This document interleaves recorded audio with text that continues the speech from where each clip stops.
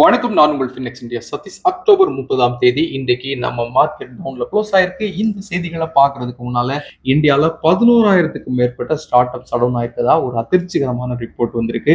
உலக அளவில் இருக்கக்கூடிய நிறுவனங்கள்ல NVIDIA நிறுவனம் திரும்பவும் நம்பர் 1 கம்பெனியா மாறி இருக்கு. டெஸ்லா ஃபர்ஸ்ட்ல இருந்து 10th பிளேஸுக்கு போயிருக்காங்க.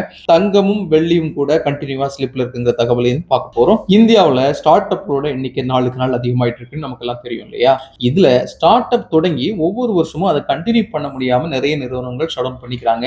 லாஸ்ட் இயர் கம்பேர் பண்ணும்போது, லாஸ்ட் இயர் அக்டோபர் வரைக்கும் இருந்த ஷட் டவுனை கம்பேர் பண்ணும்போது இந்த வருஷம் 30% ஸ்டார்ட் அப்ஸோட ஷட் டவுன் அதிகமா இருக்குங்க. லாஸ்ட் இயர் அரௌண்ட் 8,000 லெவல்ல இருந்த ஷட் டவுன் இந்த வருஷம் 11,223 பதிவாயிருக்கு. இதெல்லாம் ஏன் நடக்குதுன்னு சொல்லி கொஞ்சம் டீட்டெயிலா பார்த்தோம்னா, ஆஃப்டர் கோவிட்க்கு பிறகு 2020 வருஷத்துக்கு பிறகு 21, 22 இந்த பீரியட் எல்லாம் பாத்தீங்கன்னா ஸ்டார்ட் அப்புக்கு ஃபண்டிங் பயங்கர பூமா கொடுத்துட்டு இருந்தாங்க. ஆனா 2023, 24 இப்போ இந்த வருஷம் 2025 ஃபண்டிங் பெருசா இல்ல. இதுக்கு முக்கியமான காரணம் என்னன்னா, இன்வெஸ்டர்ஸ் growth கம்மியா இருந்தாலும் வேற ஏதாவது இன்வெஸ்ட்மெண்ட் வழியா கிடைக்குமான்னு சொல்லி பாருங்க, ஷிஃப்ட் ஆகுறாங்க. அது முக்கியமான காரணமா இருந்தாலும் இமீடியட்டா ஸ்டார்ட் அப்ல உங்களுக்கு ரிட்டர்ன் கிடைக்க வாய்ப்பு கிடையாது இல்லையா? அதை அவங்களால அக்செப்ட் பண்ணல. இது ரெண்டாவது காரணம். இருந்தாலும் இதை விட முக்கியமான காரணம் எக்ஸ்பென்சஸ் தான். எக்ஸ்பென்சஸ் ஸ்டார்ட் அப்ப பர்ன் பண்ணு தான் சொல்லணும். ஏன்னா ஒரு ஸ்டார்ட் அப் நிறுவனம் குட்டியா ஒரு ஆஃபீஸ் வச்சிருந்தாலும் அதுக்கான ரெண்ட், அட்வர்டைஸ்மெண்ட், சாலரிஸ் இந்த மாதிரி நிறைய விஷயம் இருக்கு. இதெல்லாத்தையும் விட கஸ்டமர்ஸ் அக்விசிஷன் ரொம்பவே முக்கியம். அதோட காஸ்ட் ரொம்ப ஹையா இருக்கு. மார்க்கெட்டிங் போன் ரெவன்யூவே ரொம்பவே ரெடியூஸ் பண்ணிடுது. இப்போ ரெவன்யூவே இல்லைன்னா அவங்களால எப்படி ரன் பண்ண முடியும்? அதனாலதான் அவங்களோட ரன்னிங் ஒரு எண்டுக்கு வருது. சரி, இந்த ஸ்ட்ரகிள தாண்டிக்கலான்னு பார்த்தா ஒரு கம்பெனியை ரெஜிஸ்டர் பண்ண வேண்டியது இருக்கு, ட்ரேட் மார்க் எடுக்க வேண்டியது இருக்கு, GST எடுக்கணும், MC உடைய ஃபைலிங்ஸ் இருக்குது. இது எல்லாத்தையும் விட department of promotion of industry and internal ட்ரேட்ல நாம ரெஜிஸ்டர் பண்ணணும், அதை ஃபாலோ பண்ண வேண்டியது இருக்கு. சிங்கிள் டைரக்டரா இருந்தா அவர் இண்டிவிஜுவல் ஐடி ஃபைல் பண்ணிருக்கணும், கம்பெனி பேர்ல ஐடி ஃபைல் பண்ணணும். சப்போஸ் பார்ட்னர்ஷிப்ல இருந்தா எத்தனை பேர் பார்ட்னர்ஷிப்பா இருந்தாலும் ஸ்டார்டிங்ல இருந்தாலும் அவங்களுடைய இண்டிவிஜுவலா தனித்தனியான ஐடி ஃபைலிங் உங்களுக்கு இருக்கணும், கம்பெனிக்கு தனியா இருக்கணும். இந்த மாதிரிப்பட்ட கம்ப்ளைண்ட்ஸ், அதே மாதிரி இந்த காஸ்ட் பிரஷர் வந்து ஸ்டார்ட் அப்பை அவ்வளவு ஈஸியா ஹேண்டில் பண்ண விடாதுங்க. இதனாலதான் ஸ்டார்ட் அப்ஸ் வந்து ஷட் டவுன் இருந்துட்டே இருக்கு.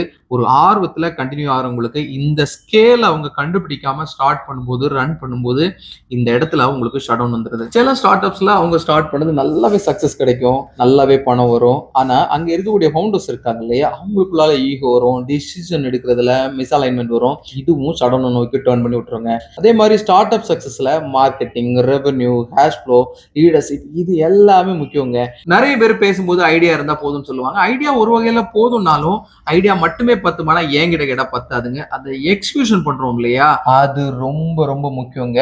அந்த எக்ஸிகியூஷன் பண்ணணும்னா பணம் கையில இருக்கணும். பணம் இருந்தாதான் சக்சஸ் பண்றதுக்கு வாய்ப்பு இருக்கு. ஐடியா கொடுக்க இங்க 1000 பேர் இருக்காங்க.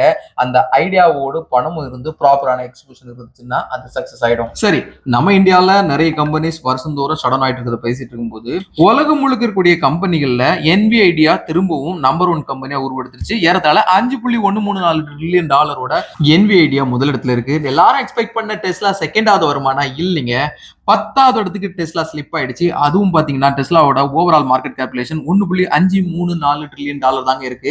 ரொம்ப பெரிய கேப் வந்துச்சு. என்னதான் இப்ப நடந்துச்சுன்னு பார்த்தா, எதனால எலான் மஸ்க் இதுல ஸ்லிப் ஆனார்னு பாத்தீங்கன்னா, சைனாவோட காம்படிஷன் ரொம்ப அதிகம். சைனாவோட PYD கார் இருக்கு இல்லையா, டெஸ்லாவுக்கு அகைன்ஸ்டா இருக்கக்கூடிய அந்த எலக்ட்ரிக் வெஹிக்கிள் இருக்கு இல்லையா, அதனுடைய பிரைஸ் கம்பேரிசன் பார்க்கும்போது ரொம்ப கம்மியான விலையில நல்ல குவாலிட்டி கொடுக்குறாங்க. இந்த பிரைசிங் வார் எலக்ட்ரிக் வெஹிக்கிள்ல டெஸ்லாவுக்கு ஸ்லோ டவுன் கொடுத்துட்டு தான் சொல்லணும். வரக்கூடிய குவார்டர்ல டெஸ்லா எப்படி பெர்ஃபார்ம் பண்றதுங்கிறத பொறுத்து தான் அதோட இடம் எப்படி இருக்க போகுதுங்கிறத நம்ம பார்க்க போறோம். ஏன்னா ரெண்டாவது கூடிய ஆப்பிள் அரௌண்ட் $4 ட்ரில்லியன் இருக்காங்க, மைக்ரோசாஃப்ட் $4 ட்ரில்லியன் இருக்காங்க, alphabet, Amazon, meta, Broadcom, Saudi Arabia, Taiwan semiconductor இது எல்லாத்தையும் தாண்டி வர்றோம்னா லேஸ் போட்ட விஷயம் கிடையாது. ஆனா எலான் மஸ்கால அது முடியும். இருந்தாலும் நம்ம அந்த லெவல் வரைக்கும் வெயிட் பண்ணணும். நேத்து நைட்டு அமெரிக்கால Fed chairman around 25 basis point குறைக்கிறதா சொன்னாங்க. ஸோ மார்க்கெட் அமெரிக்கன் ஃபங்க்ஷன்கள் எல்லாமே பாசிட்டிவ்ல இருந்துச்சு. ஃபெட் சேர்மனுடைய டிசிஷனுக்கு பிறகு 25 பேசிஸ் பாயிண்ட் குறைச்சதுனால ஆட்டோமேட்டிக்கா FIக்கள் இந்தியால இப்ப ரைஸ் ஆயிருக்கூடிய இந்த மார்க்கெட்ல கூடிய ப்ராஃபிட்டை புக் பண்ற மாதிரி தெரியுது. அதனால நேத்துக்கு 26,000 லெவலுக்கு மேல க்ளோஸ் ஆயிருந்த நிப்டி 25,881 173 புள்ளிகள் இழந்திருக்கு. சென்செக்ஸ் 84,428 569 புள்ளிகள் இழந்திருக்கு. கோல் இந்தியா, LND, பெல் எல்லாம் அரௌண்ட் 0.5% 1.5% வரைக்கும் பாசிட்டிவ்ல இருந்தாங்க. HDFC life, Cipla, doctor Reddy's எல்லாம் அரௌண்ட் 2% இருந்து 4% வரைக்கும் நெகட்டிவ்ல இருந்தாங்க. 24 கேரட் தங்கம் இந்தியாவில் 12,328 ரூபாய்க்கு ஒரு கிராம் ட்ரேட் ஆயிட்டு இருக்கு. 22 கேரட் நகை தங்கம் 11,300 ரூபாய்க்கு ஒரு கிராம் ட்ரேட் ஆயிட்டு இருக்கு. சில்வர் 1 கிலோ 1,65,000 ரூபாய்க்கு ட்ரேட் ஆயிட்டு இருக்கு. இந்தியன் ரூபி ஸ்டில் வீக்கா தான் இருக்குங்கிறதையும் ஞாபகம் வச்சுக்கோங்க. கோல்டு மார்க்கெட்ல திரும்பவும் புல் பேக் இருந்தாலும் ஆச்சரியப்படுறதுக்கு இல்ல. இன்னைக்கு நம்ம மார்க்கெட்டோட முக்கியமான செய்திகள் இவ்வளவுதான். நாம எப்பவும் சொல்ற மாதிரி இது முழுக்க எஜுகேஷனல் பர்பஸ் மட்டும் தான், நாட் ரெக்கமெண்டேஷன். வெறும் 100 ரூபீஸ்ல இருந்து stock market, mutual fund, ETF, digital கோல்ட்ல இன்வெஸ்ட் பண்ண முடியும். இந்த மாதிரிப்பட்ட சிம்பிளான இன்வெஸ்ட்மெண்ட் இருக்குங்கிறது எல்லா மக்களும், குறிப்பா யங்ஸ்டர்ஸ்க்கு ரீச் ஆகணும். இந்த வீடியோவை நம்ம டே டு டே போஸ்ட் பண்ணிட்டு இருக்கோம். உங்களுக்கு இந்த வீடியோ வேல்யூபிள்னு ஃபீல் பண்ணீங்கன்னா லைக் பண்ணுங்க, கமெண்ட் பண்ணுங்க, சப்ஸ்கிரைப் பண்ணுங்க, ஷேர் பண்ணுங்க. உங்களுக்கு என்கிட்ட ஏதாச்சும் கேள்வி இருந்துச்சுன்னா கேளுங்க, அதை வச்சு அடுத்த வீடியோ மேக் பண்ணலாம். See you tomorrow, another super topic.